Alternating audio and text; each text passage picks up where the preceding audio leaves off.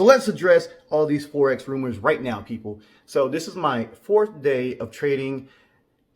I don't have any experience, guys, all right? I'm not an expert. I cannot help you and direct you. Go to Q for that, and we're going to talk about that as well. So everyone has been asking me, why did I start doing the whole Forex thing and stock thing and all that stuff? How come I didn't just stick to e-commerce like I've been doing for the last decade? Well, remember when I told you guys to go ahead and try something new? I would be the world's biggest hypocrite if I didn't do the same thing.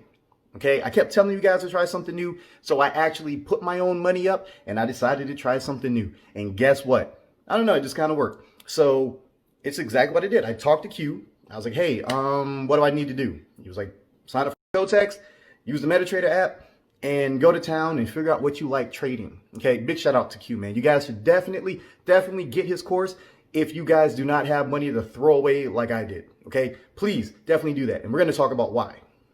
So Friday was my first day. I sat down at the computer. I signed up for Kotax or KOT Forex, whatever you guys want to call it. Signed up for the MetaTrader app, linked everything together, funded it, put $2,000 in there, and by the end of Friday, I was almost done. That's because I was trying to trade all these currencies, and I just figured out I didn't like those. I remember what Q said. He said, find something I like. So I started trading NAS 100. And the way I did it was I looked at the swings, right? So I looked at the high and the low, and I looked at where it'd been trading at, roughly between that hour. I noticed that, let's say if it was at 93.50 for the high, typically it was going to be trading like 50 points lower. It'd be at like 9,300 to like 93.20 or so. So I would wait until it dipped, bought, and then just rode it out and boop, sold. Did the same thing, rode it out, sold. And then, I would buy like 2, 3, 4, trades at a time and then do it. And that's how I ended up, making money. But no, I didn't take Q's course. All right. That's my man. I'm just a friend of mine. I hit him up. I asked him a couple questions. And I still don't know what I don't know, guys. Like, honestly, I don't know what I don't know. I don't even know the terminology that half of you guys are spitting out when you hit me in the DMs. You're like, do you have indicators, and what are the signals and this? And I'm like, I don't even fucking know what you're talking about. I really don't.